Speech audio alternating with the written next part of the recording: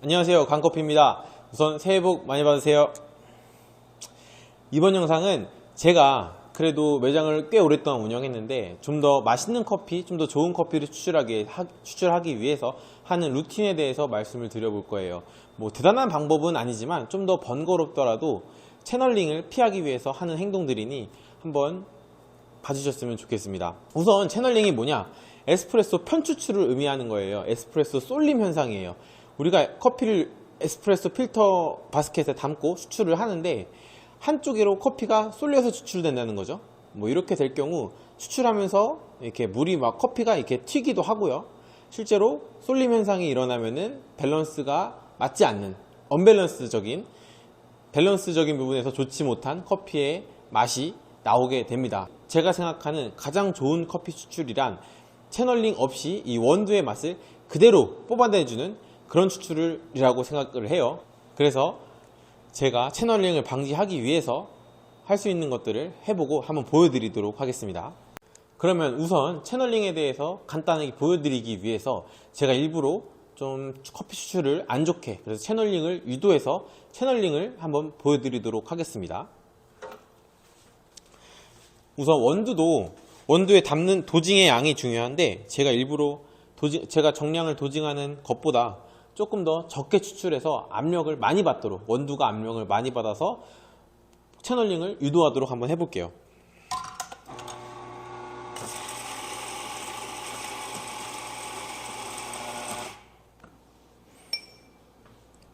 제가 홍수에 담는 원두 양보다 조금 적게 담아서, 너무 적으면 또 그러니까 한 이 정도?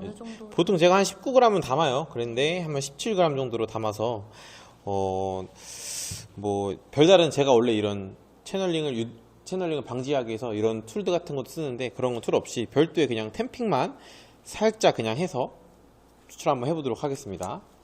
가까이 한번 봐야 될 것 같아요. 요 바톤 윈스 그라인더는 밑에서 커피 추출을 보여줄 수 있어서 제가 한번 눌러볼게요.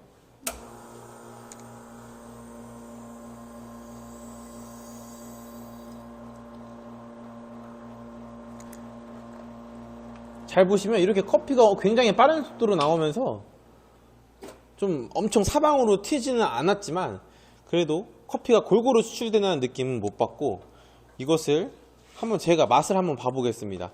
커피가 어떻게 언뜻 보면은 커피가 그래도 에스프레소답죠. 근데 이게 먹어보면은 맛이 좀 그럴 거예요.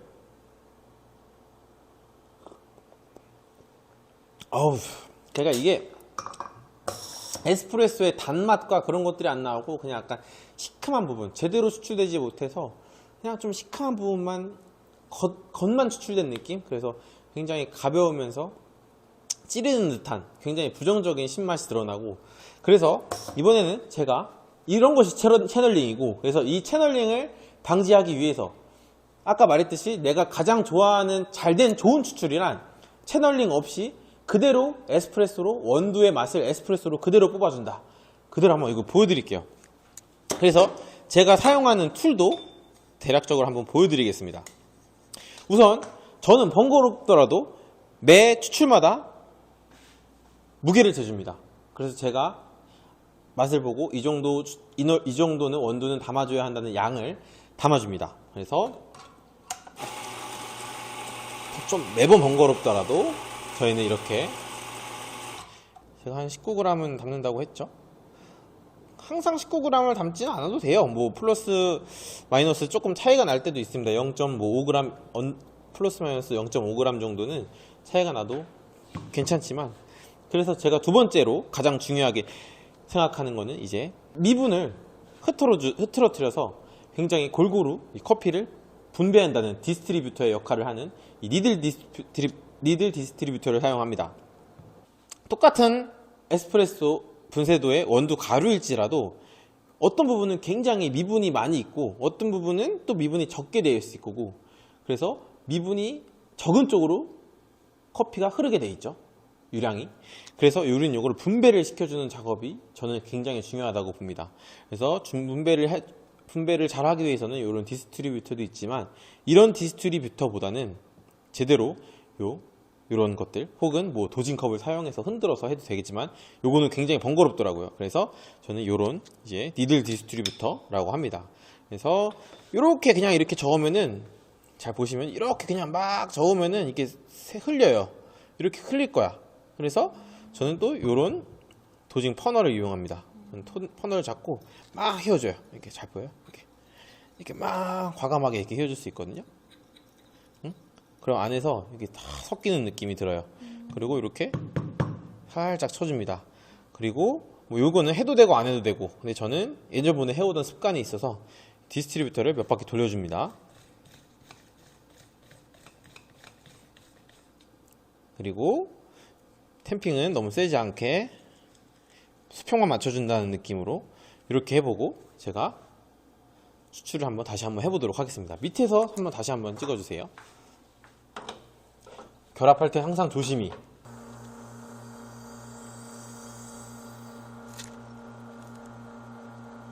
아까랑은 좀 다르게 굉장히 커피가 골고루 한 번에 압력을 받는다는 느낌이 들죠. 그래서 편추출, 쏠림 현상이 없이 잘 굉장히 추출이 되고 있습니다.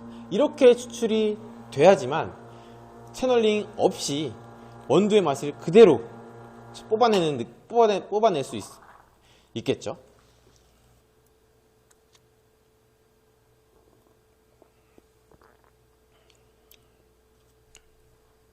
저는 평소에 에스프레소를 즐겨 먹지는 않지만 이렇게 추출된 에스프레소는 굉장히 밸런스가 좋아서 신맛, 단맛, 쓴맛이 적절하게 느껴져요. 그리고 애프터 테이스트 끝에서 나오는 후미도 너무 좋고, 무엇보다도 질감에서가 크게 차이가 납니다.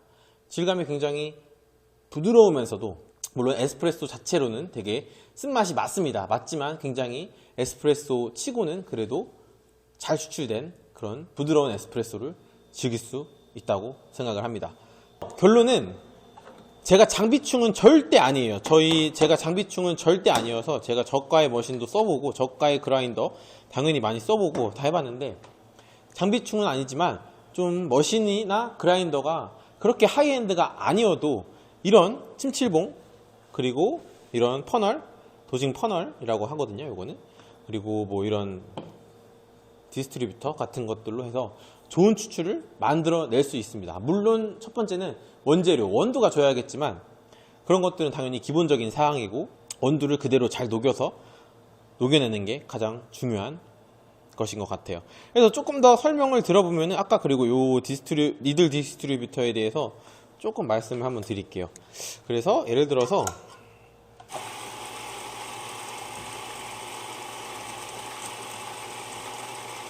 원두가 있어요. 원두가 있는데 제가 막 여러 개 써봤는데, 요게 저는 모양은 이 디자인이 굉장히 깔끔하고 예쁘더라고요. 되게 컴팩트하고 작고 오히려 자석도 있어서 이렇게 쓰면은 됩니다. 비싸지도 않고요. 그래서 요건 이렇게 섞어주면 굉장히 잘 섞인다는 느낌은 당연히 좋습니다. 하지만 우리는 매장이잖아요. 매장은 겁나 빠르게 해줘야 된단 말이야.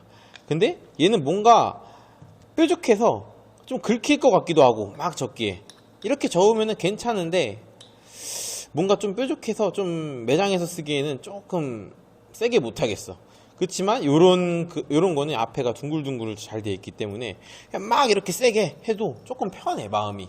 그래서 저는 요렇게 생긴 니들 디스트리뷰터를 굉장히 좋아합니다. 그래서 요렇게 했을 때 이렇게 잘 섞어지면은 최소한 이게 안에가, 왜 옛날에 나라시 친다고 하죠.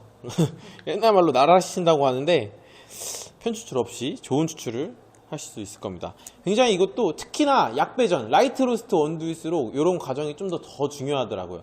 좀 강배전이나 중강배전 이상 되는 원두들은 그래도 추출이 비교적 쉽지만, 라이트 로스팅 된 거는 원두가 그 물을 제대로 쉽게 못 흡수하기 때문에 이렇게 이렇게 채널링 현상이 더 잘 일어나요. 그래서 다시 한번 볼게요.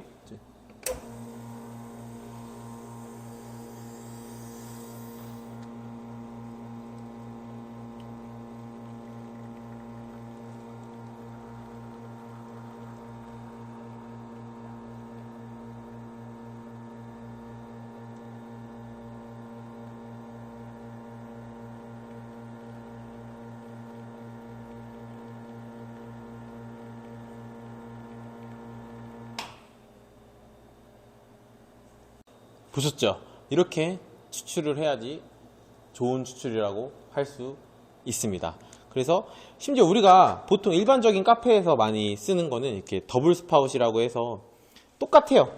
제가 이 버터 필터를 두 개가 있는데 차이가 다르게 생겼잖아요. 얘는 바텀이 없고 얘는 이제 스파웃이 두 굴레로 나눠서 스파웃이 있고 똑같습니다. 커피 맛도 거의 99% 같다고 생각하고요. 차이는 오로지 이 커피를 추출해서 두 갈래로 나눈다는 이 더블 스파웃, 그렇게 나눌 수 있는 장점이 있고, 이 친구는 조금 불편하게 채널링이 발생될 때 커피가 튀어서 좀 불편하긴 하지만 우리가 채널링을 방지하기 위해서 우리가 커피 추출을 육안으로 방금처럼 확인할 수 있다는 장점이 있고요. 그래서 커피가 제대로 추출되는가 라는 것을 한번 보면서 좀 연구할 수도 있고 매일매일 체크할 수도 있고, 그렇기 위해서 저는 한쪽은 꼭 이렇게 바텀리스로 추출을 하고 한쪽은 이렇게 스파웃 있는 제품으로 사용을 합니다.